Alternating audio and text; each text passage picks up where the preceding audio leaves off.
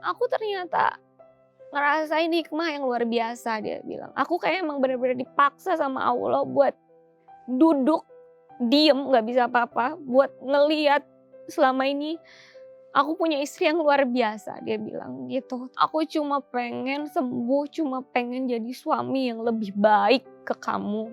Akhirnya dibawa ke rumah sakit, tapi ternyata hanya 11 hari. Udah paliatif, dokter bilang. Aku butuh kamu yang kuat. Kalau kamu gak kuat, aku pegangan sama siapa? Teh, Mama bangga sama kamu. Mama belum tentu bisa kayak kamu. Kamu kerja, kamu ngurusin semuanya. Bahkan Mama dengar dari para susternya, ibu anak ibu mah hebat. Kata dokternya juga, Bu, putri ibu hebat. Halo pemirsa, sahabat saya yang akan bercerita dari hati ke hati kali ini adalah seorang presenter cantik dan berbakat yang bukan hanya pandai membawakan acara, namun ia juga pandai menggambar dan merangkai kata menjadi puisi. Kebahagiaannya semakin lengkap ketika memulai biduk rumah tangga bersama suami yang sangat ia cinta, Indra Aryadi, pada tanggal 14 Januari 2017. Namun badai besar kehidupan datang 7 tahun kemudian, ketika sang suami didiagnosa kanker ganas dan mematikan. Presenter cantik ini tak mau menyerah menghadapi vonis dokter terhadap suaminya. Ia berjuang dan merawat sang suami sambil bekerja. Meskipun pada akhirnya ia harus mengikhlaskan kepergian suami tercinta menghadapi sang halik. Namun pelajaran berharga ini menjadikannya manusia yang lebih kuat dan tangguh. Dan tentu saja, hal ini tak lepas dari dukungan sang ibunda tercinta. Pemirsa, inilah dia, Widi Dwinanda dan sang bunda Nur Nurlaila.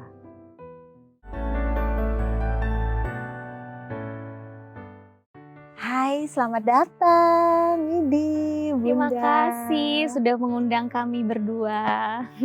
Bagaimana rasanya kembali ke Daai TV? Seneng banget kayak silaturahmi lagi, bertemu dengan teman-teman lama yang ternyata masih ada di sini. Wow, jadi kayak bukan tempat yang asing gitu, Mbak. Pastinya, karena memang ya pemirsa, buat Anda yang sudah bersama dengan Daai TV dari awal sampai sekarang sudah familiar dengan wajahnya Widi, karena Widi adalah presenter acara apa aja di sini ya? Yang pertama Sahabat Alam 2008, Wow. lalu terakhir Gulali The ITV Mm-mm. 2000 sekitar 2012-13 Iya. sampai 14 mungkin terakhir. Waduh. Boleh cerita sedikit nggak dari perjalanan Sahabat Alam ini, kan benar-benar yang namanya masuk ke alam. Betul. Jadi merasakan alam Indonesia sesungguhnya.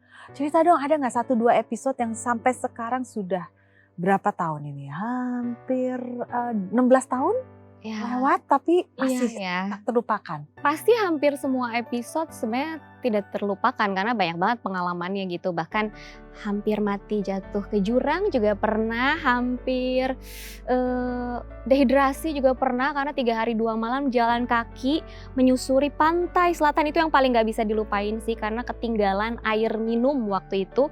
Jadi sampai ada nih tayangannya kalau nggak salah, kalau ubek-ubek lagi gitu ya, sampai minum air tadahan hujan di kubangan badak waktu itu. Iya, sampai ngelihat muka saya waktu itu aja, gila ya ini Widi sanggup ya? Ini waktu umur remaja apa yang merasukinya? Oke, Oke. Bunda Nur. Ini Widi ini kan satu-satunya anak perempuan dari 3 bersaudara. Tapi mendengar cerita ini, tahu nggak sih pada saat itu keadaannya Widi sampai benar-benar berpetualangnya seperti itu? Saya sendiri kaget sebetulnya. Kaget, nggak tahu seperti itu kerjanya gitu. Apalagi kalau ya kan kebetulan ke gunung. Saya ingat tuh waktu ke Gunung Salak gitu. Oh, itu trip pertama, tugas pertama. Oke. Bayangkan, itu bisa bayangkan Hujan kan di Bogor, hujan gunung nggak kelihatan, hujan guguludugan gitu, sampai petir angin. Gimana sih tengah malam pokoknya saya nggak tidur. Saya nggak tidur, ingat nggak bisa menghubungi, nggak bisa apa, perempuannya sendiri. Terus saya ya namanya gimana lagi, saya kan sholat lah gitu sama. Tapi nangis malu ngingetin gitu, ya Allah kok bisa anak. Ingat ke ibu saya sendiri jadinya saya dulu kok seperti itu. Oh beginilah orang tua. Jadi beliau ini memang yang Begini naik orang tua gunung yang- dulunya juga. Bahkan bukan pekerjaan kan? Iya, saya pikir kok saya malah lebih ini ya ke orang tua malah. Jadi saya ingat kok kalau anak saya begitu kan pekerjaannya. Tapi kalau saya bukan. Nah terus saya berbohong terus sama orang tua. Ya Allah begitu mau naik gunung, begitu mau berangkat ya saya. Akhirnya ya saya jadi mohon maaf sama Allah sama ibu sama itu ingat gitu. Begini rasanya gitu pada waktu itu. Jadi saya nangis itu nggak bisa dihubungi, nggak bisa apa gitu. Nggak bisa tidur aja terus sampai nah itu. Astaga. Kok begini Jadi ya? tanpa terpikirkan sebelumnya bahwa ini seakan-akan seperti teguran bahwa dulu Bunda Nur ini ternyata Bikin khawatir. pernah bikin khawatir bundanya atau neneknya Widi, tapi selalu menganggap nggak apa-apa, saya bisa. Nah sekarang efek dirasakan oleh neneknya Widi terasa lah di Ya, itu perasaannya lebih Bunda. bahkan. Aduh, ampun. Tapi kalau misalnya saya lihat dari Instagramnya Widi, Widi ini kan orangnya jago banget merangkai kata-kata, sangat puitis, apa entah itu efek dekat dengan alam atau apa ya. Kayak nyambung gitu kayaknya. Enggak ya? Enggak. Tapi sedangkan kalau kita baca ternyata Bunda Nur ini adalah seorang guru fisika. Yes. Jadi Bunda Nur guru fisika, terus Ayah papanya profesor profesor mikrobiologi yang mungkin lebih fasih bicara dengan bakteri daripada anaknya. Oke. Kakak kimia murni. Ini logikanya Jadi kuat tapi semua jangan ya. nganggap saya tiba-tiba juga ada kecipratan eksaktanya sama sekali. Jadi udah kempis kayaknya otak kiri saya. Jadi semuanya Yang ke kanan. bungsu sosial Sama adik saya paling. Itu agak balance lah ya, sosial ya, agak Ya, tengah. Ini adik art dan banget. saya. Oke.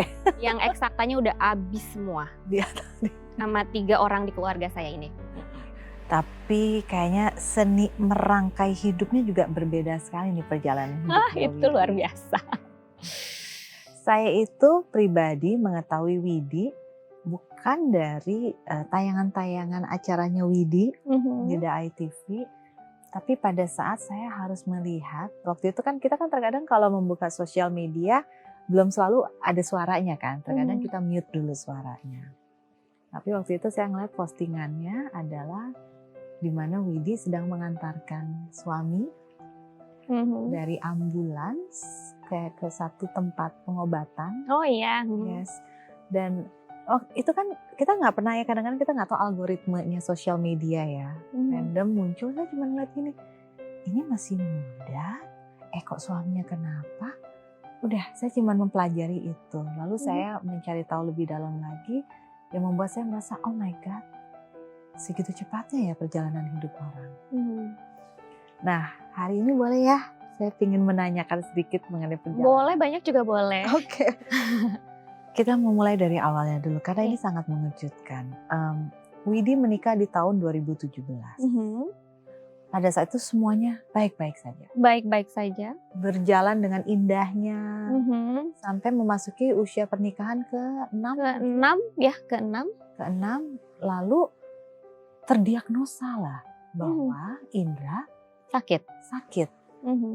Apa sih awalnya, sakit apa itu?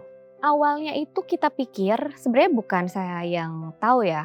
Dia biasa suka googling kan, kenapa dengan badan saya kerasanya kayak syaraf kejepit awalnya. Oke. Dia pikir karena karena saya nggak biasa naik ojek, lalu naik ojek benar-benar jauh ke gajluk-gajluk gitu, akhirnya terjepit lah gitu syarafnya sampai ngerasa sakit banget. Dan emang katanya setelah sharing sama teman-teman yang pernah syaraf kejepit rasanya persis seperti itu. Lalu tiba-tiba singkat cerita udah terapi kemana-mana dan emang tipe Indra Aryadi itu sama sekali tidak mau ke rumah sakit. Nggak pernah mau sama sekali ke rumah sakit. Akhirnya ke dokter itu nggak mau. Jadi ya udah terapi syaraf kejepit, entah itu akupuntur, entah itu herbal atau apalah itu. Nyari kemana-mana. Sampai ada rekomendasi, oh iya kesini-sini kita datengin semuanya. Sampai suatu saat tiba-tiba lumpuh. Dalam artian tiba-tiba jatuh. Tapi tanpa alasan. Jadi ketika mau ke kamar mandi, tiba-tiba kakinya itu lemas. Dan ketika lemas langsung jatuh, dari situ dia tidak bisa bangun. Tapi masih bisa bangkit, berdiri. Apa namanya ya, duduk kayak gitu. duduk begitu masih bisa. Tapi lama-kelamaan ya tidak bisa, sampai tirah baring akhirnya. Prosesnya 1 tahun. 1 tahun. Jadi waktu dulu tuh masih bisa pakai kursi roda ya Ma. Jadi masih bisa. Jadi dipapah gitu masih bisa. Dia masih berdiri, masih dipapah begitu masih bisa. Tapi udah mau lemas nggak bisa berdiri juga. Yang akhirnya membuat ke rumah sakit akhirnya ketika ya sudah jatuh. Dan ya udah deh teh, aku mau ke rumah sakit ya operasi deh syaraf kejepit. Tadi kan dia tuh takut banget ke rumah sakit, takut dioperasi sebenarnya. Udah Mas, sekarang ada kok teknologi yang namanya yang buat nggak sakit, bener-bener minim invasif banget gitu kan. Ya udah deh, udah.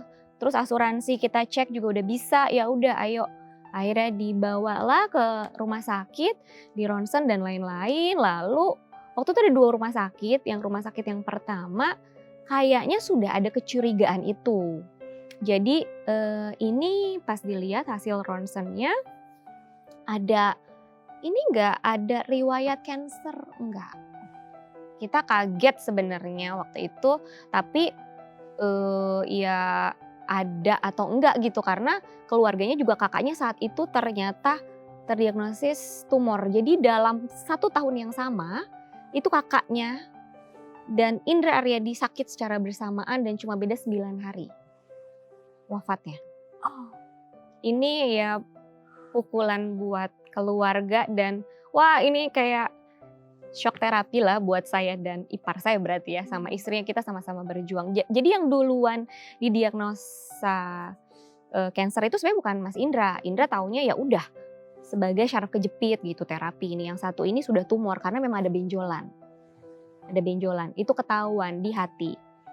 Lalu kita bilang ada kakaknya gitu kan. Dan tahun sebelumnya juga adik bungsunya meninggal dunia juga. Dan kayaknya juga karena nggak ke rumah sakit, itu keluarga nggak pernah mau ke rumah sakit. Keluarga itu nggak mau ke rumah sakit. Takut kalau takut diapa-apain. Gitu. Jadi kemana-mana lebih baik kemana-mana gitu. Sampai akhirnya ternyata kayaknya dia tapi ada benjolan juga waktu itu kelenjar getah bening kalau adiknya Mas Indra, Mas Bayu. Nah dari situ ya udah kita keluar dulu deh karena asuransi kita juga kebetulan memang belum mengcover untuk cancer. Takutnya ketika udah didiagnosis tapi kan ternyata cancer nggak bisa diklaim gitu ya. Jadi kita udah koordinasi juga sama agennya, jangan dulu Dewit, coba dulu. Jadi kalaupun mau dicek jangan di rumah sakit, takutnya ini kan dari asuransi dan lain-lain. Ya udah kita keluar dulu. Udah beres keluar, akhirnya mulai terapi lagi karena memang ngerasanya udah syaraf kejepit gitu kan. Tapi kok makin lama makin parah gitu. Sampai suatu hari dia kesakitan terus. Sakit di punggung gitu? Di semua badannya. Iya, yang tadinya waktu itu pernah terapi terus bisa jalan ya Maya. Waktu itu di terapi alhamdulillah gitu kan. Setiap habis terapi bagus lagi gitu kan. Tadinya kan kita di apartemen lantai 16. Saya tuh sampai sewa kasur rumah sakit waktu itu di apartemen yang mungil itu yang kayaknya ruangan udah cuma itu habis aja sama itu. Sama kasur ya rumah sakit itu. Dan tiap terapi itu kan hampir setiap malam, bukanya emang malam. Jadi saya tuh inget banget kayak telepon satpam. Karena waktu itu sendiri, Mas Indra itu gak mau, bukan saya gitu. Dia cuma percaya sama saya dan pengennya cuma sama saya doang. Akhirnya kayak dibopong pakai satpam, lalu sama satpam udah gitu ke kursi roda hampir setiap malam atau seminggu 3 kali gitu.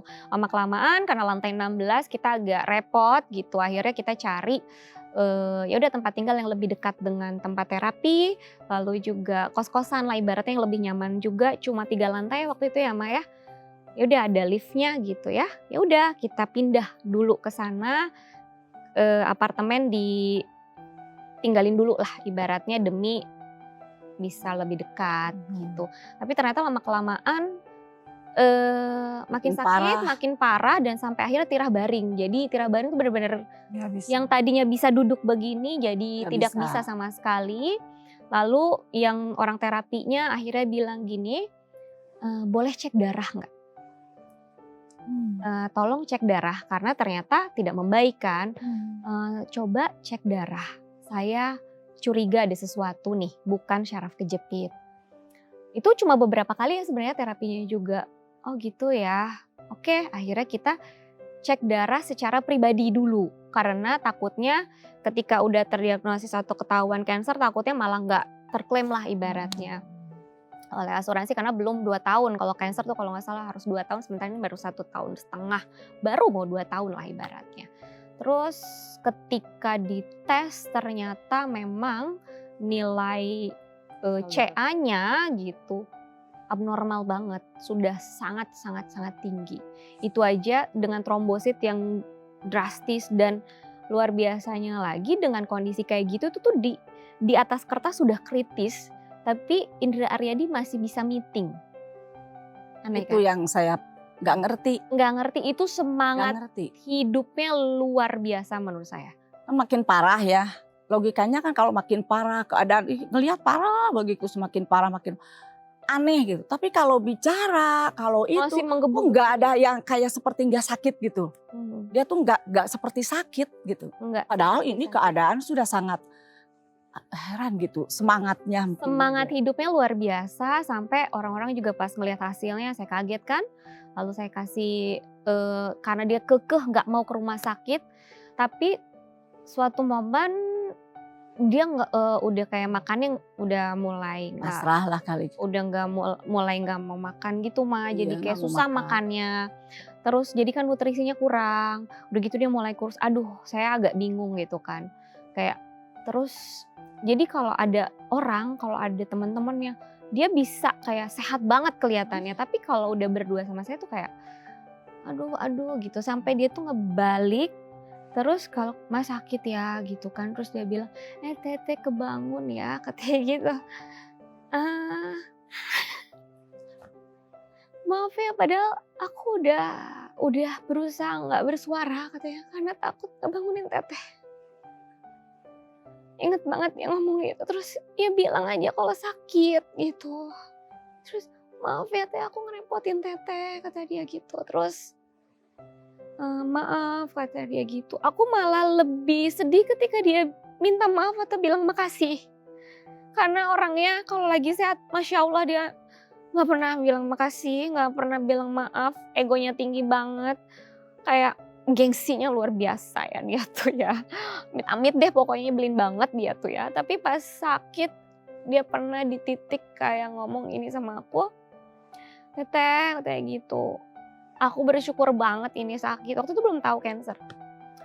Aku tuh ternyata di balik sakit ini, aku ternyata ngerasain hikmah yang luar biasa dia bilang. Aku kayak emang bener-bener dipaksa sama Allah buat duduk, diem, gak bisa apa-apa. Buat ngeliat selama ini aku punya istri yang luar biasa dia bilang gitu. Terus aku gak pernah ngedapetin Indra Aryadi tuh ngomong kayak gitu, gak pernah gitu kan. Aku justru apaan sih Mas, makanya cepet sembuh, aku cuma kayak gitu aja. Terus iya ya, nanti aku janji pokoknya cuma 1 sekarang aku pengen sembuh 1 Teh. Alasan aku sampai ke mama juga bilang ya. Ya, dia nggak pernah cerita Gak pernah cerita. sama saya, nggak pernah sama orang tua. 1 Teh. Nggak pernah cerita tentang itu. Aku cuma pengen sembuh, cuma pengen jadi suami yang lebih baik ke kamu. Karena selama 5 tahun ini kita tuh kayak ya asik sendiri gitu loh. Karena ngerasa aku workaholic banget anaknya. Dia juga seniman banget, dia kalau udah bermusik ya udah bisa berhari-hari gitu kan. Jadi jarang nanyain kabar. Ketika sakit justru, "Tete di mana? Udah di mana? Pulang jam berapa?" Gitu, kayak anak kecil banget gitu. Jadi kayak aku justru merasa selama 7 tahun pernikahan, hampir ya mau 7 itu tuh. 5 tahun itu terbayar dengan 1 tahun kedekatan itu tuh di 1 tahun justru ketika sakit, Mbak. Jadi kayak gila ya Allah romantis banget sih sama ceritaku, cerita hidupku gitu. Ya tapi Teteh nggak pernah ngomong ke Mama. Ya, Cuma ternyata udah setahun itu saya kan suka telepon gitu ya, telepon Teh lagi iya harap apa? kejepit Teh Mas. lagi apa gitu. Nah, ini baru pulang syuting mah katanya Cina. Terus lagi ngapain sekarang? Jam berapa? Jam 3 itu. Jam 3 dini hari ya. Lagi ini Teh lagi apa namanya lagi ganti pampers katanya. Lagi nyuci. Ya Allah, saya kebayang. Sakit lama, tapi anak saya terus kerja. Jam 3 terus kerja. Saya ngebayangin, ya Allah kok bisa gitu. Dalam jangka, karena sakitnya lama ya. Terus selama di apartemennya itu, dia sendiri kalau kok kenapa ya ganti pampers gitu.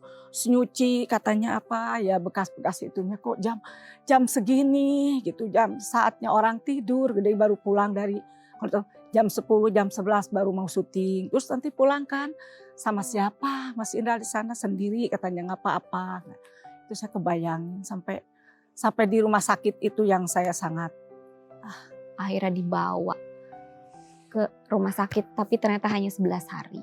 Udah paliatif dokter bilang.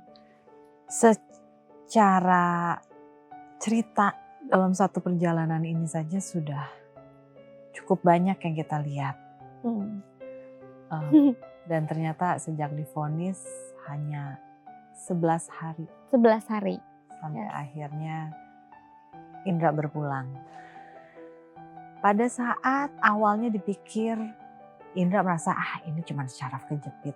Sampai akhirnya kondisi tubuhnya memutuskan sudah tidak bisa bergerak, tidak bisa jalan. Lalu sampai akhirnya mau ke dokter. Lalu dokter menyampaikan kemungkinan adanya kanker. Bagaimana sih rasanya di usia yang begitu muda, usia pernikahan yang dibilang ya masih cukup baru, lagi indah-indahnya dunia, aktif-aktifnya, lagi produktif. Ya, sering kolaborasi bareng. Ya, tiba-tiba. Waktu itu Mas Indra kuat tapi memang sering banget kesakitan sampai suatu saat saya lihat dia kayak kesakitan luar biasa sampai akhirnya saya nggak ngerti lagi. Itu terakhir saya menangis di depan dia karena saking saya bingungnya mau ngapain. Kamu nggak mau ke rumah sakit? Saya nggak tahu harus ngapain gitu loh. Saya bukan dokter gitu. Nggak tahu lagi harus ngerawat kamu kayak gimana Mas gitu kan. Ayo yuk ke rumah sakit sebelum ketemu dokter umum itu ya yang datang dan ngasih solusi itu. Terus pas saya nangis, aduh stres banget ngedenger setiap malam kesakitan gitu. Terus dia bilang, dia tiba-tiba nahan sakit, Teteh kamu gak boleh kayak gitu, katanya gitu. Aku butuh kamu yang kuat. Kalau kamu gak kuat aku pegangan sama siapa? Dari situ aku memutuskan untuk kayak gue gak boleh nangis. Oke, saya gak boleh nangis di depan dia. Itu terakhir saya memutuskan apapun yang terjadi, saya gak boleh nangis di depan dia. Karena dia butuh saya. Kamu kuat kata dia.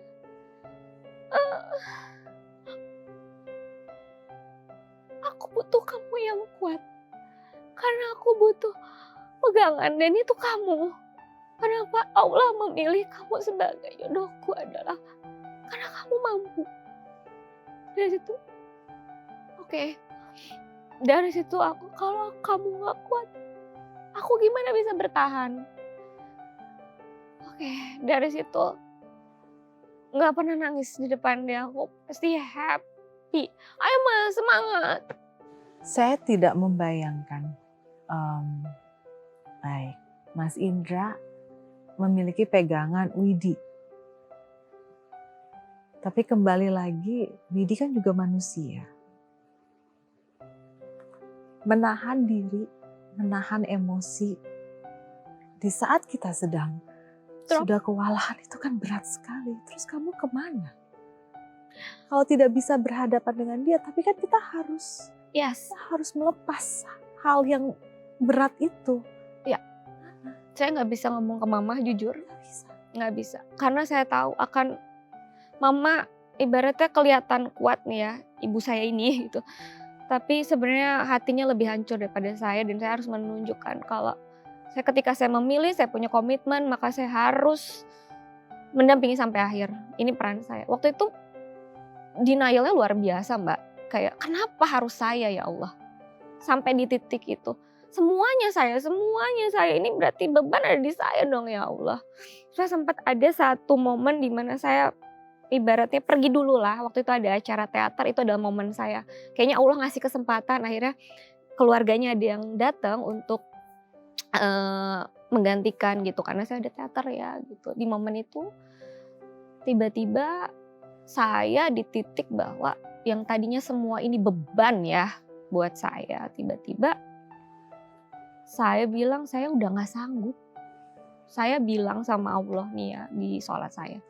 Saya tuh ternyata sombong ya selama ini ngerasa apa-apa saya, ini semuanya saya nih, apa kalau bukan saya siapa gitu kan. Ternyata itu bentuk kesombongan, ternyata gitu ya, ketika saya merasa saya mandiri lah apa. Ya Allah ternyata saya gak bisa apa-apa ya Allah. Saya bilang, saya tuh gak bisa apa-apa ya Allah. Gak bisa ya Allah, saya nyerah. Tapi insya Allah saya terima peran saya kalau ini memang jadi jalan hidup saya. Saya terima ya Allah sedalam hati saya. Saya suka teater ya Allah. Saya sangat senang ketika saya mendapatkan peran yang disutradarai oleh manusia gitu. Dan saya anggap ini adalah engkau memilih saya sebagai peran utama dalam cerita saya yang engkau sutradara ya Allah, saya bilang. Jadi ketika saya terima ini, saya terima ya Allah, saya insya Allah ikhlas, tapi tolong mudahkan saya karena saya tidak mampu. Dari situ titik balik semuanya Mbak. Jadi ketika saya denial, saya marah, saya akhirnya tahu semua itu flashback gitu loh. Peran Indra Aryani buat hidup saya itu seperti apa? Kenapa saya dipertemukan? Jadi ternyata untuk membuka potensi saya yang Widi Dwinanda yang sekarang tuh gak akan ada kalau gak ada Indra Aryani gitu. Dalam hal potensi apa yang saya mampu dalam berkesenian semuanya itu Indra Aryani yang narik gitu kan. Sampai ya Allah ternyata saya butuh ya. Ketika saya ngerasa ya ampun ini aku mandiri banget, ini mah dalam hati saya pernah bilang kalau begini mah hidup saya sendiri juga gak ada Indra Aryani. Waktu dulu ya masih saat ini mah sama aja tuh orang yang gak ada gitu. Ternyata beda banget itu. Dari itu saya sholat tobat, saya kayak ya Allah ampun ya Allah saya sombong selama ini, ternyata saya gak mampu, saya gak bisa. Jadi saya anggap ini adalah kesempatan saya untuk menebus kesombongan saya. Dan dari situ nggak masuk akal sih semua kemudahan ketika ternyata di titik nggak bisa, di titik nol, di titik saya bilang nggak bisa apa-apa, justru Allah memberikan kekuatan yang luar biasa banget, aneh banget Mbak. Jadi kayak saya ngerasa lebih Mudah gitu ya. Mudah semuanya. Mudah. Aneh banget, bahkan kayak yang Mbak lihat waktu itu yang dari rumah sakit ke paliat itu aja mudah, aneh. 6 bulan tiba-tiba dari temennya itu ada namanya untuk pengobatan alternatif gitu kan. Besoknya dikasih tahu Anda 6 bulan lagi hidupnya. Tiba-tiba oh ya udah ke tempat itu aja. Udah nggak bisa masuk di akal.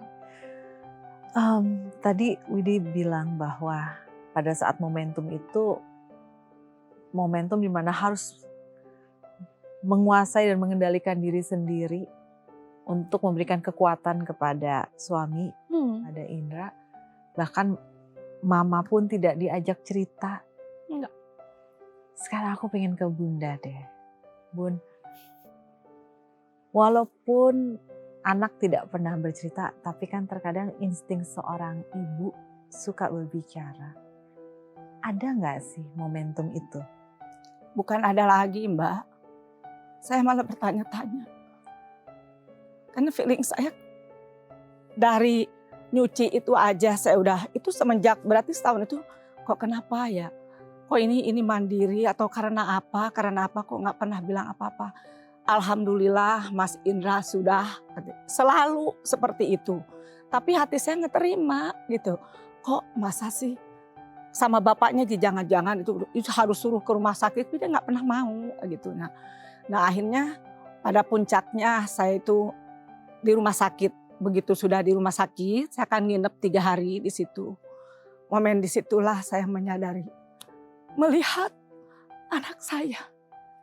Terus terangnya, saya melihat menantu itu almarhum tuh benci banget. Saya tuh benci banget.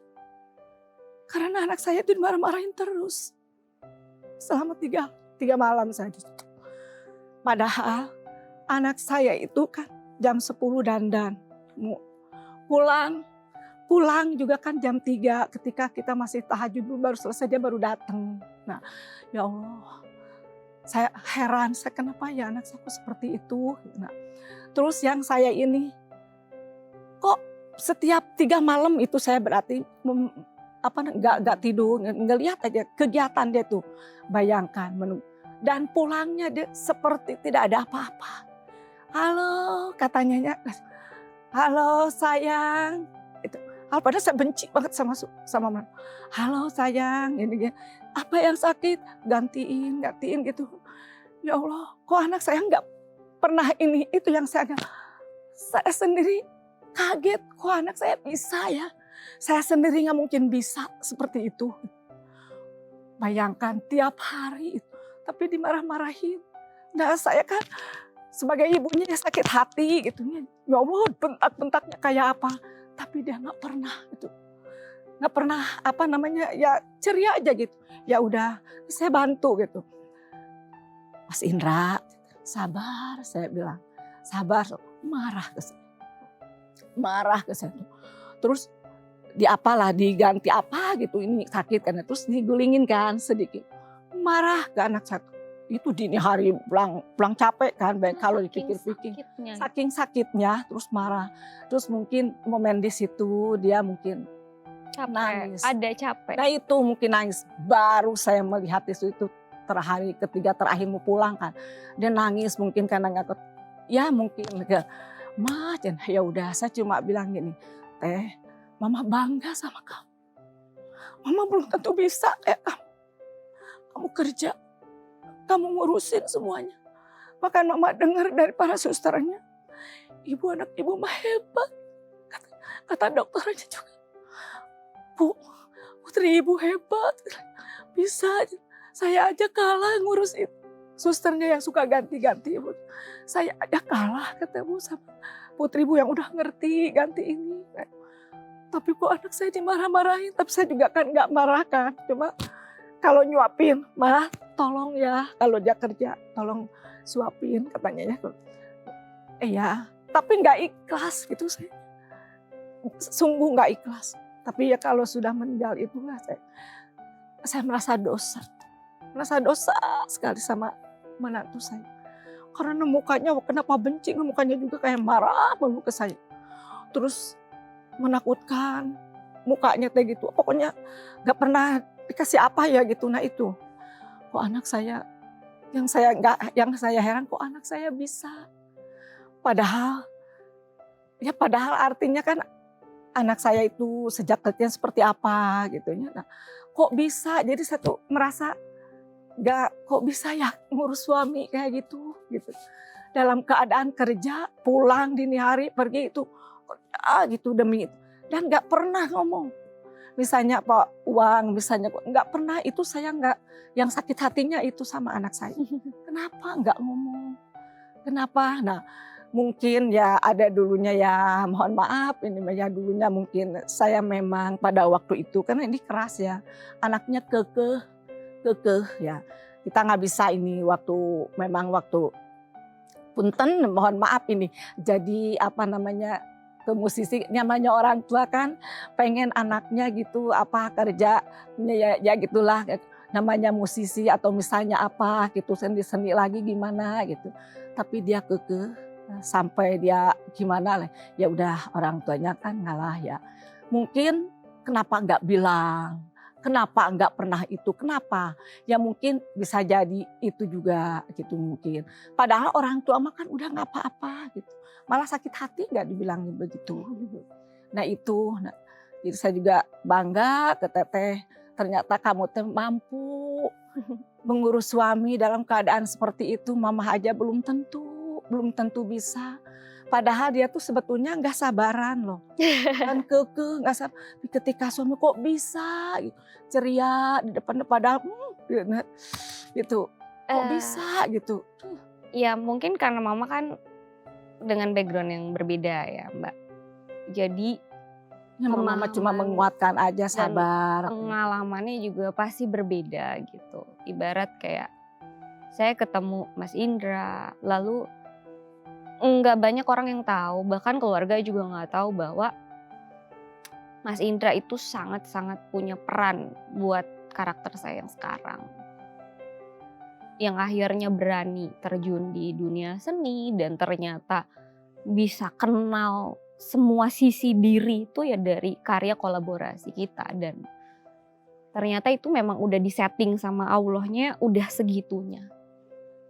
Bahkan ada puisi yang saya belum pacaran sama Indra Aryadi gitu. Udah ada tulisan, jika engkau adalah raga maka aku adalah jiwa yang saling terkait namun tak terikat dalam dua dimensi ruang abstrak. Wow. Itu banyak tulisan-tulisan saya yang akhirnya kayak saya dikasih pesan gitu loh Mbak. Jadi pernah suatu saat juga saya dapat inspirasi nggak tahu di ojek gitu kan.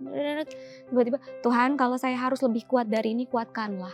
Padahal saya nggak lagi ada apa-apa di beberapa tahun. Cuman muncul aja kalimat itu. Muncul kalimat itu dan semuanya tuh semua sisi diri saya tuh keluar karena ada Indra Aryadi. Jadi saya udah tahu peran orang ini segimananya buat hidup saya. Dan mungkin orang tua kan taunya kan harusnya begini, ada standarisasi lah, wajar. Dia bisa bobot ekspektasi. Ya akhirnya orang tua mah hanya mau mendoakan gitu aja akhirnya. Dan akhirnya ketika memang ini itulah ya takdirnya Allah ya seperti itu. tiba-tiba akhirnya paham, mengerti, biasa aja akhirnya. Boleh nanya nggak? Ini hal yang sangat pribadi. Saat sedemikian luar biasanya usaha yang sudah kamu lakukan untuk suami. Tapi akhirnya suami berpulang juga. Wah. Ada rasa marah nggak? Sebelumnya marah. Tapi detik-detik ibaratnya ya kebayang ya. Tapi udah feeling sih Mbak di hari itu. Dia bilang gini, Teh, apapun yang terjadi, tolong dimaafkan. Indra yang ngomong itu. Diikhlaskan ya Teh. Aku udah feeling banget Mbak, di hari itu sore. Terus aku nyeletuk gitu, kamu ikhlas Mas? Dia senyum.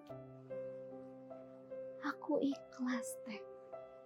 Terus dia bilang, kamu juga ikhlas ya? Rasanya udah detik-detik yang ibaratnya kayak beberapa hari sebelum meninggal ya, berapa bulan sebelum meninggal lah ya. Setelah di rumah sakit yang masih marah-marah itu udah gak ada Mbak. Udah kayak anak kecil banget.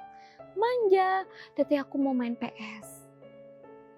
Teteh ini lagu aku banget, One Day in Your Life. Ya udah nyanyi itu, lalu kan dia bikin lagu yang dirilis ya. Itu judulnya Hollow kan. Hollow itu apa Mas artinya? Lalu dia rekam. Hollow itu mungkin tidak ada, nihil. Mungkin sebagian orang nihil itu tidak ada, mungkin sesuatu yang mematikan. Tetapi buat saya itu adalah cara saya untuk rebirth menjadi sesuatu yang baru. Lalu sore itu juga di hari yang sama dia cuma, Teteh tidur sini yuk. aku kan mau syuting. Tapi aku nggak latihan teater, nggak latihan teater, nemenin aku gitu kan. Terus tapi aku syutingnya malam, iya gitu. Akhirnya aku mau pamit mau kerja, syuting malam hari kan. Tiba-tiba dia prekoma ternyata, gitu ya. Aku pingsan sampai 7 kali. Ayo mas, ayo kita berjuang lagi. Karena tiba-tiba dia bisa bangun.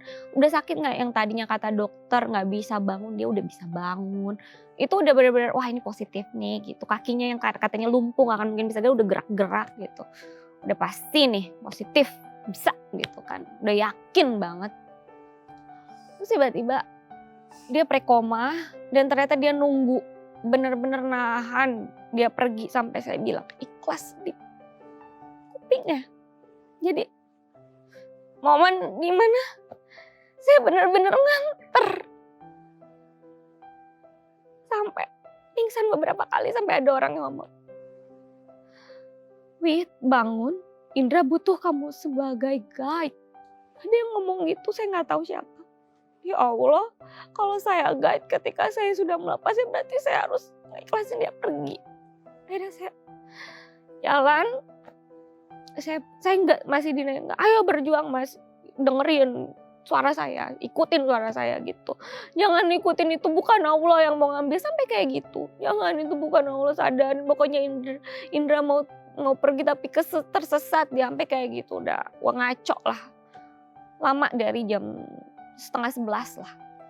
Sampai akhirnya tiba-tiba udah gitu saya udah nggak tahan. Terus sampai Wit udah tak ada kakaknya kan.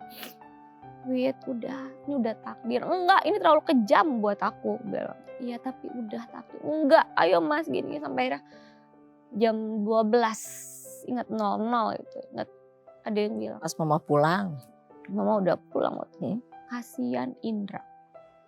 Dari situ, astagfirullahaladzim ya Allah. Dengan berat hati saya bilang, iya ya saya sadar bahwa ya Allah ini ternyata ego saya lagi nih. Membuat dia harus bertahan. Ini semua milikmu ya Allah, gak ada di dunia ini bener hollow, gak ada, itu gak ada. Jadi kapanpun kamu ngambil ya silahkan. Sampai akhirnya ya udah maafin aja, saling maafan. Saya bisikin walaupun dia udah begini, udah gak bisa diajak ngomong tapi dia respon. Saya bilang maafin ya mas, apa yang menjadi beban kamu kalau misalnya masih beban, kamu ngerasa bahwa menjadi beban aku, udah lupain Insya Allah aku ikhlas lillahi ta'ala, saya bilang. Terus kalau kamu masih ngerasa ada janji untuk menjadi suami yang lebih baik, kamu udah bukan sekedar suami yang lebih baik tapi partner hidup saya bilang. Kamu udah lebih, karena peran kamu itu jauh daripada pasangan hidup saya gitu. Saya yang sekarang itu berkat ada Indra Aryadi, saya bilang. Orang lain gak ada yang tahu, orang lain bingung kenapa saya bisa sama Indra Aryadi, tapi saya tahu persis kenapa saya bisa dipertemukan tanpa disetting apapun. Terus sampai akhirnya saya bilang, ya udah kalau kamu capek, aku bisikin. Ya udah kalau kamu capek, terus kalau kamu melihat cahaya yang lebih terang daripada asal suara saya dan kamu yakin itu Allah, panggilan Allah, aku ikhlas. Dari situ saya lafal, syahadat, Allahu Akbar. Saya inget banget. Terus pas saya bilang ikhlas, respon dia nangis. Ternyata dia selama ini nahan banget untuk pergi ketika saya bilang, maafin saya juga kalau sering bawel, sering marah-marah gitu-gitu. Sampai ketika saya udah Allah Akbar, Allah Akbar, Allah Akbar. Kerasa banget Mbak, kayak dek gitu. Udah hilang. Dari situ dia senyum Mbak. Tidurnya senyum, kayak tidur untuk selamanya itu senyum. Ya ampun Indra Aryadi, saya selama setahun dia sakit gak pernah ngelihat dia setenang itu. Beda banget aja. Beda banget. Beda banget sih. Saya juga nyesel gitu, kan perjalanan pulang ya. Begitu datang, ya Allah, lain aja. Kayak tidur. Kok senyum, kok ganteng ya Indra teh gitu dalam. Jadi asa dosa gitu. Rasa dosa yang nyuapin gak ikhlas gitu. Karena dia juga marah-marah gitu. Tapi ternyata ketika mereka kok kelihatan senyum tenang gitu sampai saya ya Allah suudon ya gitu ternyata ya Allah. Kayaknya Aslinya lemes Indra gitu, Aryadi tuh aslinya itu muncul ketika iya menjelang gitu. meninggalnya Maya. Iya gitu aneh selama ini kan saya ngelihatnya kayak gitu gitu. Makanya saya nyeringannya kok ini aneh. Di situ saya benar-benar nangis terus sampai kadang kalau ingat sekarang serasa dosa gitu Mas. Paling kita hanya bisa berdoa aja sekarang Maya gitu. Setenang itu perginya. Waktu itu juga datang yang paling terdekatnya kan ada Mas Tohpati, ada Mas Krisna Balagita, Mas Indro. Itu pas lagi sakaratul mautnya tuh, "Dra, ini ada kita," gitu kan. Ada yang ditunggu lagi. Itu dia pergi dengan orang yang pertama kali datang ketika dia sakit bahkan lagi syaraf kejepit sampai ditemenin perginya. Dia happy banget sama idolanya dia, sama panutannya dia lah. Yang udah nganggep adik lah sama dia. Gitu.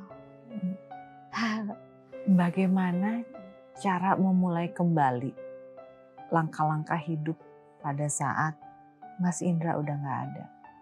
Udah nggak ada. Sendiri jadinya. Iya. Setelah sekian tahun hanya berdua, suddenly sendiri. Kan sudah tidak ada, mama kan sudah berpisah tempat juga. Waktu itu kan saya sempat di kontrakannya, jadi 3 kali pindah lah ya dari rumah sakit karena nggak mungkin di apartemen lantai 16 dengan dia udah tirah baring ibaratnya. Saya kebingungan beliau ini mau di mana gitu. Ternyata ini lucu juga nih tempatnya tinggal didorong-dorong. Ternyata itu yang diberikan sama Allah gitu.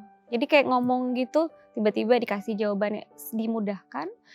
Sampai ketika tidak ada, yaitu saya disadarkan oleh kolaborasi kita. Sebelum kita kenal pacaran gitu ya. Baru kenal pertama, kolaborasi pertama yang akhirnya kita kenal gitu. Bahwa ada tulisan. Ya yang pertama itu, terus yang jika engkau adalah raga maka aku adalah jiwa. Terus ada kata-kata terus-teruslah melangkah demi cita, demi mimpi meskipun sangat sederhana. Terus kayak kembali sejiwa. Dan gak tahu kenapa kayak ada sign banyak banget. Kayak saya jadi lebih peka pada pola kehidupan gitu ya. Oke, saya buka-buka lagi, Mah. Teteh gak bisa di Bogor ya. Teteh mau ke sana. Sengaja saya ke tempat kontrakan itu, tempat di mana terakhir kita berpisah, saya harus hadepin. Kamu gak apa-apa di sini aja dulu? Enggak, Teteh harus hadepin. Karena saya gak mau tempat terakhir itu jadi tempat yang traumatik gitu. Saya harus jadikan waktu 10 menit aja udah flashback, dang. Oke, 10 menit, besoknya lagi 15 menit gitu kan. Saya tinggal di atasnya, sengaja harus saya hadepin sampai saya bisa menerima bahwa ini di balik kedukaan ini ada cerita yang indah luar biasa loh Wit gitu. Sampai akhirnya ya itu menemukan ada lagu dia kan akhirnya oke, apa yang harus saya lakukan adalah saya mau menjaga legasi Indra. Karena Indra pernah bilang, Teteh maaf ya, aku gak bisa nafkain kamu sekarang. Aku sakit, aku suami yang gak baik banget buat kamu, katanya gitu. Justru ketika dia begitu aku malah sedih gitu. Apaan sih gak makanya dong ya kamu sembuh, biasa gitu. Tapi tenang ya Teh, nanti aku musiknya kalau itu aku bakal nafkain kamu seumur hidup. Meskipun gak laku sih, siapa yang mau denger lagu aku, dia pernah gitu ngomong. Hihihihi, kayak gitu. Aku daftarin kamu sebagai ahli waris. Dan itu gak besar memang, tapi itu dibuktikan ketika dia udah gak ada, tiba-tiba ada pernyataan royalti Indra Aryadi gitu. Ya gak besar. Ya ratusan ribu yang kayak, tapi gak laku, tapi kamu jangan diambil-ambil biar tahu aku nafkain kamu tuh seumur hidup sifatnya Teh. Dan dari situ aku, ya Allah. Dan ternyata dia sengaja waktu itu lagi sakit-sakitnya meeting sama publisher. Biar aku meneruskan. Ternyata pas aku dibantu sama kakaknya. Mas Adi saya mau ngumpulin karya-karya Indra Aryadi. Saya nggak mau karya itu cuma di komputernya dia aja karena musiknya Indra Aryani tuh gila banget. Ini orang cuma pengen bikin doang dia tuh ya. Padahal musiknya luar biasa saya bilang. Terus akhirnya saya buka foldernya, ada yang judulnya Faithfully Yours. Yang dia bikin sebelum ketemu saya, tapi itu kayak udah jadi pesan buat saya. Ketika saya ragu segala macam, dia bilang, don't be afraid, kata dia. Terus saya selalu ada, terus ada kata-kata di mana kalau diterjemahin artinya adalah, saya udah lama berada di sini, dan ketika saya sudah di sini, saya tahu saya nggak butuh apa-apa lagi. Saya akan tinggalkan semua karya seni saya dan dunia saya untuk kamu. Sampai kamu tahu siapa yang paling mencintai kamu. Dan ternyata ya karya seninya dia yang membuat saya bertahan. Dan dia juga kasih apa ini rebirth gitu ya. Sampai akhirnya oke, tanggal 26 Juli saya putuskan ini bukan hari kematian Indra Aryani, saya bilang. Tapi ini adalah justru kelahiran baru melalui musik Indra Aryani. Jadi saya rilis semua musiknya sebagai bentuk rebirth-nya. Dan semuanya tuh ya semesta mendukung gitu loh. Kayak banyak hal lah. Yang wah ternyata kenapa saya kesini, ternyata untuk ini. Jadi akhirnya saya melihat, ya Allah luar biasa banget ya sama saya. Tadinya saya bilang, saya banyak yang menyalahkan karena ini, kenapa karena ini gitu. Sampai akhirnya ada yang menampar saya dalam artian menampar. Jadi kalau kamu marah kayak gitu, kamu gak bisa marah sama orang. Siapa yang paling kalau mau marah sama Allah. Karena mengizinkan hal itu terjadi. Tapi kamu gak bisa kan? Gak bisa, karena Allah baik banget sama kamu kan? Iya. Kalau kamu menyalahkan orang, menyalahkan kejadian apapun, itu artinya apa? Kamu cuma cari kambing hitam. Berarti kamu tidak yakin sama kuasa Allah bahwa Allah punya kuasa. Dari situ saya tertampar. Oh iya, saya cuma cari kambing hitam apapun alasannya. Saya cari ini. Oh karena ini. Udah. Ternyata ya udah, ini udah kehendak Allah. Begitu. Kalau saya melihat di sini justru bagaimana ketangguhan karakter Widi dalam menghadapi semua ini. Ya, ada fasenya di mana mengalami rasa yang begitu lemah, tapi berhasil dengan sendirinya bangkitin kembali. Mama Nur, terbayang gak sih memiliki putri satu-satunya dari 3 bersaudara yang ternyata setangguh ini? Tangguh sekali. Apa yang Mama Nur lakukan di masa lalu untuk bisa menghadirkan sosok perempuan yang tangguh seperti ini? Ya mungkin Widi dulu. Ya.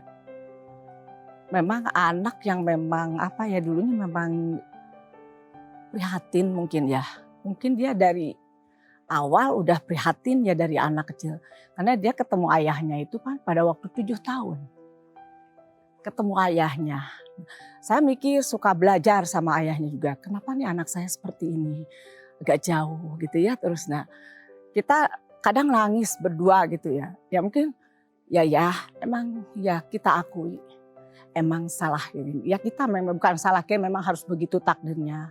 Ayah lagi Ya dulu kan ayah lagi suami ayahnya kan lagi tugas belajar. Nah, terus kan lama pernah pulang pada saat melahirkan. Kan saya ikut sebentar di sana tapi melahirkan di Cianjur. Nah, pada saat itu 11 bulan kan mejehnya lagi ngomong papa gitu. Dia dateng kan. Papa udah gitu pergi, udah 7 tahun baru ketemu pas ulang tahun kelas SD itu. Nah, dia baru ketemu ayahnya.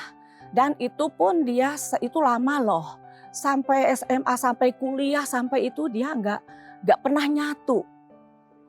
Nyatu ya mungkin ya nggak tahu nih sekarang nyatu apa enggak ya. Mungkin tetap ya, tapi memang ya kerasa ya sebagai orang tua. Bapaknya sendiri juga tipe orang yang memang nggak romantis lah, nggak ini. Kadang nggak bisa ke anak itu. Ke anak itu seperti ke mahasiswa aja gitu. Saya aja heran gitu. Kadang ada telepon misalnya dari mahasiswa lagi mahasiswi ya mahasiswa lagi ya namanya sama Widi gitu misalnya. Widi, oke Wid, ya nanti kita ketemu di mana? Cina ya, ya mungkin gitu. Saya kira itu Widi anakku gitu anak kita. Ya itu ngobrol sama Widi siapa emang sih? Bukan ini mahasiswi saya Cina gitu.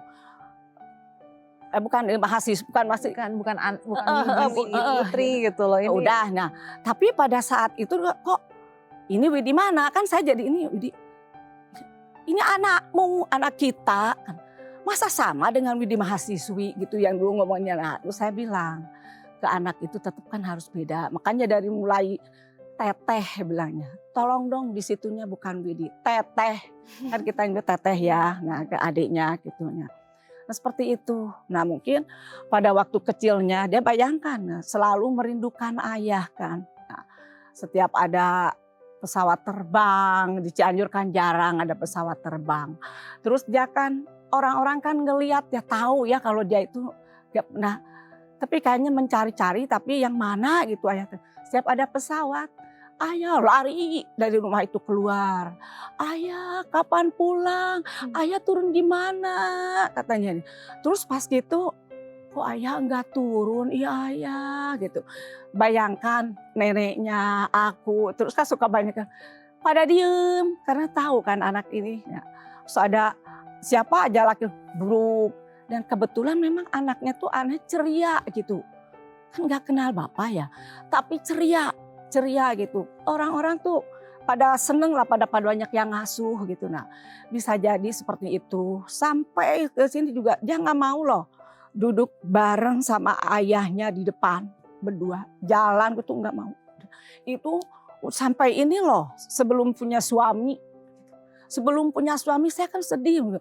Ya Allah segitunya ya anakku. Nggak mau sampai nutup. Nanti disangka om-om. Disangka om-om. Kalau suka caper kan. Jadi caper. Saya kan mama bapaknya ngomong kan kalau misalnya makan gitu. Sok makan sengaja. Sok makan berdua lah. Sok kemana biarnya. Bapaknya curhat. Mah saya malu. Malu kenapa? Katanya. Masa si teteh. Si Widi teteh saya bilang. Si teteh cuma. Ayah dari jauh. Ayah mau pesan apa? Jangan sakit. Kan orang ngeliat. Nanti orang bilang, oh itu pura-pura ayahnya. Padahal itu, nah bapaknya kan jadi disangkanya bohong. Jadi sama-sama ini juga sama. Takut dibilangin itu sama om-om. Saya sampai nangis dan bapaknya juga memang sampai memang tipe nggak bisa ya. Tapi pada akhirnya ya udah nikah sih baru udah nikah aja. Ini sebetulnya mah udah nikah baru. Mungkin saya titipin juga ke Indra titip. Widi itu kan begini. Dan dia memang selalu jatuh cinta ke orang yang jauh lebih tua. Karena sosok ayah ya. Sosok ayah. Itulah Widi teh. Jadi dia mah kuat aja. Sampai SD akhirnya karena memang ada. Jadi saya juga ngedidik anak saya di SD kan saya juga kerja kan. Ngajar.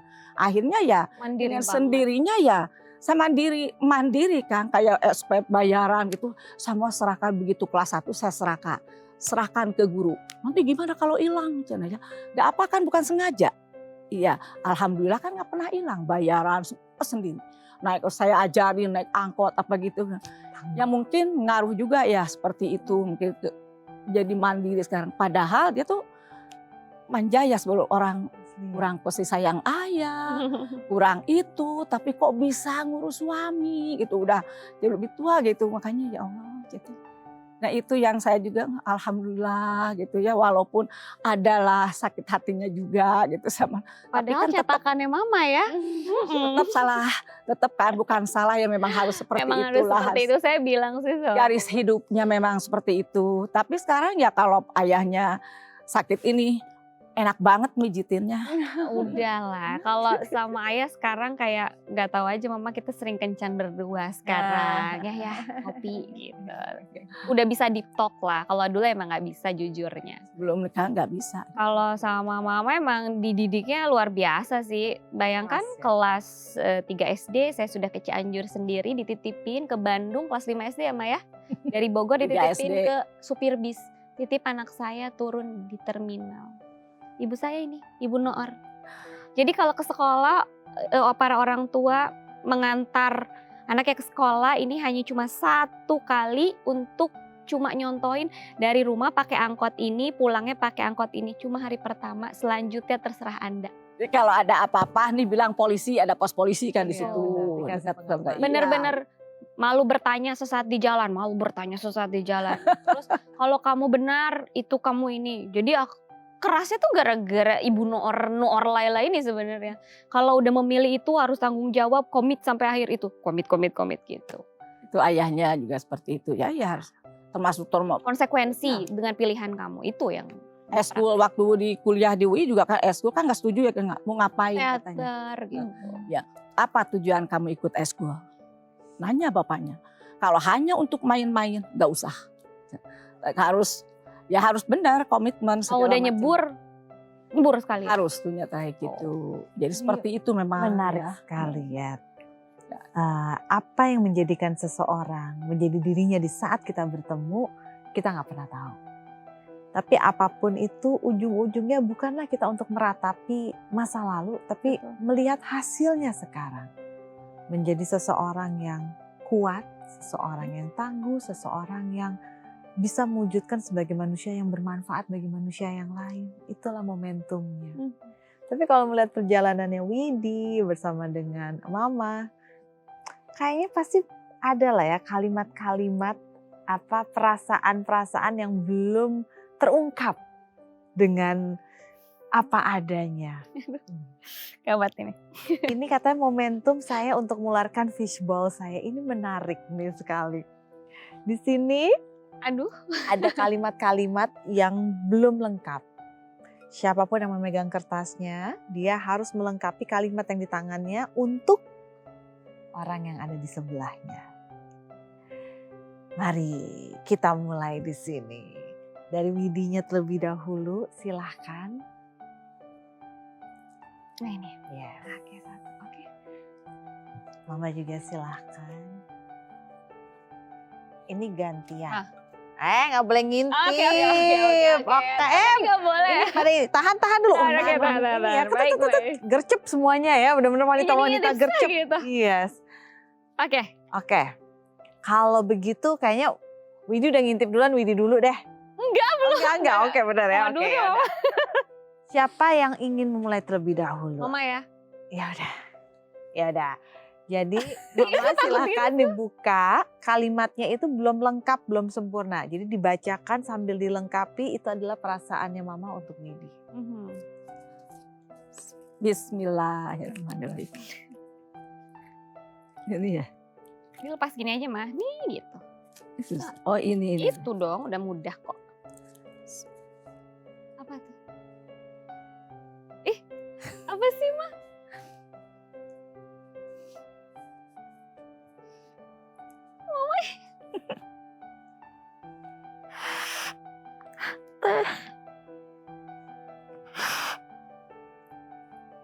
Teh. Terima kasih. Mama bangga sama kamu. Karena kamu selama ini. Ternyata yang selama ini suudon mama itu. Ternyata. Maafin mama ya Teh. Ternyata kamu hebat kan. Ya, pengalaman mama dulu ditinggal ayah. Ternyata Allah ngasih berakhir seperti ini. Kamu menjadi orang yang sangat kuat. Bisa nih suami itu mama bangga sebetulnya. Kamu bisa nih suami. Itu mama kira kalau suami begitu kamu mau minta cerai sama suami. Ternyata kamu kuat.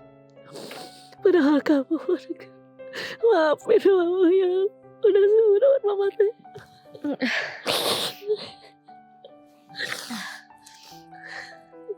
Apa sih mah kata-kataku jadi panjang. Jadi malah bikin nangis.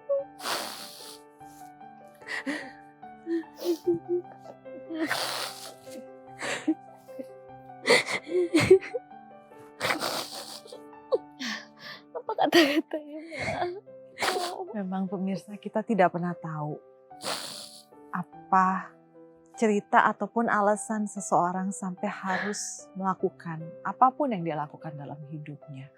Dalam mengambil keputusan itu pun kita tidak pernah tahu. Dan bukan hak kita sebagai orang yang berada di luar untuk menghakimi, memberikan penilaian, beropini. No.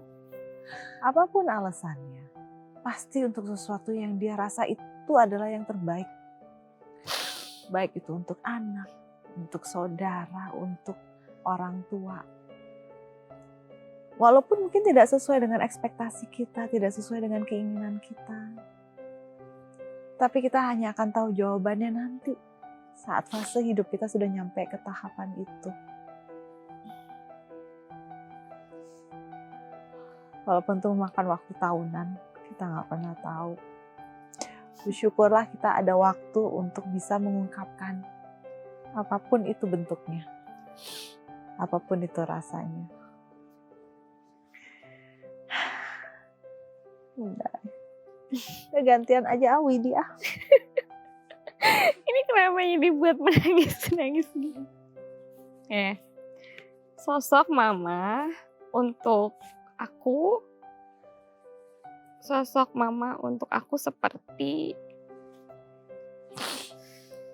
seperti super mom ya. Saya waktu itu mama tuh role model Teteh sebagai perempuan mah.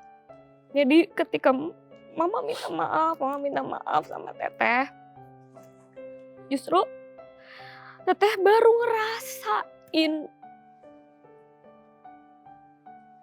betapa beruntungnya Teteh jadi anak mama dengan didikan mama selama ini dan bahkan jalan hidup Teteh seperti ini. Karena Teteh melihat mama adalah sosok yang sangat kuat. Selama 7 tahun kerja juga, ayah pisah di sekolah. Waktu dulu justru bener-bener gak ada yang namanya email, handphone gak ada. Orang-orang udah bilang bahwa udah paling di sana sama bule. Nggak mungkin inget sama keluarganya, tapi mama tetap bertahan. Dengan adanya kakak, dengan adanya saya melihat sosok mama yang akhirnya saya bisa cerna ketika dewasa, ketika sudah beranjak. Luar biasa banget ya, 7 tahun jauh dari suami dengan komunikasi yang nggak mungkin bisa selancar sekarang. Dengan segala permasalahan. Dengan segala permasalahan dan mama bisa melewatinya. Ya, dari situ saya bilang, ya rasa syukur saya sebagai anak mama, super mom. Saya selalu bilang, kalau bukan karena jadi anak mama mungkin Teteh nggak akan bisa sekuat ini. Ya, mama juga memang jadikan orang tua juga. Dengan segala kekurangan ya ternyata ada tujuannya. Semuanya ada tujuannya. Jadi ketika merasa sudah kehilangan, saya bisa melihat bahwa ternyata apa yang saya lakukan, jalan yang saya sebenarnya nggak tahu ke depannya bakal jadi apa, udah dipersiapkan seperti dot-dot yang akhirnya saling berkesinambungan. Memang kekuatan itu memang ya yang nggak kelihatan, saling mendukung ya. Kita juga begitu nggak ada, ya namanya di kampung Cianjur itu kan kalau dibandingkan dengan Bogor itu kan namanya kerja tuh yang namanya nggak suami masuk akal nih mama nih, gila. Termasuk suami yang nggak ada, itu seperti apa sih? Gosipnya Karena seperti jarang, kan? apa? Nggak ada gitu yang namanya yang pada saat itu suaminya yang keluar. Jadi itu negatif semua. Dan itu. mama bertahan. Ya, ayah saya yang menguatkan pada waktu itu ya. Udah jangan percaya omongan orang lain, udah kita yakin aja bahwa ya, sering gitulah gitu aja telepon. Alhamdulillah mungkin. Wanita super. Dengan segala yang paling sedih itu bayangin Mbak, ditinggalkan sekian. Suami saya saya tidak mendapat gaji, bayangin selama 4 tahun suami saya. Waktu itu. Dan katanya pada waktu itu, begitu saya lacak ke situ katanya ya kenapa enggak, karena katanya udah dikeluarin. Ternyata tidak. Udah dikeluarin katanya. Dari program. Dari pegawai India lah. Nah, akhirnya saya cuma minta, saya bilang ke bapak saya cuma minta karena saya pegawai negeri, nggak masuk lagi karena, maka saya minta suami saya masuk ke saya. Kan kalau pegawai negeri begitu ya, nggak ada yang ngasih Mbak, nggak ada yang ngasih sama sekali. Sampai pada akhirnya saya berjuang terus padanya, sampailah kepada Habibie. Pada waktu itu kan yang menyekolahkan Habibie, saya ingat itu, saya datangin Habibie ke BPPT waktu itu, ketemu sama Habibie. Baru ngomong suprit aja sudah pingsan, saya nggak tahu pokoknya. Akhirnya ya Pak Habibie itulah yang, masa kan punya data ya, datanya gini-gini. Siapa? Ya faktanya seperti 4 tahun Mbak, bayangin. Gak bergaji, bayangin. Terus saya kan lagi cuti luar negara kan juga agak anak 2, bayangin. Nah, bagaimana dari situ ya. Alhamdulillah ya support dari orang tua juga yang itu benar pokoknya macam. Akhirnya alhamdulillah malah semua rapel suami saya itu balik Mbak. Gak ada yang percaya, orang mah nggak bisa masuk lagi. Ternyata ya Perjuangan dari Habibie semua. itulah. Karena nggak dikeluarin ternyata dari data itu. Dengan berbagai macam ini Mbak, saya mah udah. Jadi udah tahu cerita ibu satu ini juga tak kalah gitu ya, udahlah ya. Macam-macam lah. Gitu. Ada alasannya Widi itu lahir dari Ibu Noor gitu. Kita tidak pernah tahu alasan atau tujuan dari apa yang kita alami saat ini. Sakitnya, perihnya, pahitnya, hanya bisa kita ketahui pada saatnya sudah tiba nanti. Seperti perjalanan hidup dari Widi dan juga Mama Nur. Banyak sekali yang perih, tapi ternyata terlihat ini untuk menjadikan kita orang yang lebih baik, lebih kuat, lebih tangguh. Bahkan seperti kata Widi kepada Mama itu adalah super mom. Ketangguhan yang dimiliki Widi adalah juga bagian dari karakternya Mama. Jadi terima kasih sudah berbagi di sini. Sama-sama. Membantu menguatkan juga pemirsa yang mungkin sedang berada di tahap hidup merasa kok gini sih hidup gue. Kok saya ngerasa sakit sekali ya hidupnya, kok gak enak ya hidup saya. Jangan dilihat yang di sini, tapi gunakan momentum ini mungkin untuk bisa menjadikan kita lebih baik. Untuk kita belajar menjadi orang yang lebih lengkap, lebih kuat dalam menghadapi apapun yang ada di depan mata kita nanti. Terima kasih untuk kesempatannya hari ini. Sama-sama. Terima Mbak kasih juga. Terima kasih juga untuk pemirsa atas kebersamaan Anda. Kita akan berbagi cerita lagi bersama dengan teman-teman saya, sahabat-sahabat saya yang hadir di Hati ke Hati. Jadi jangan kemana-mana. Pastikan menantikan kehadiran Hati ke Hati setiap minggunya hanya di DAI TV. Saya Anya Dunov pamit, sampai jumpa.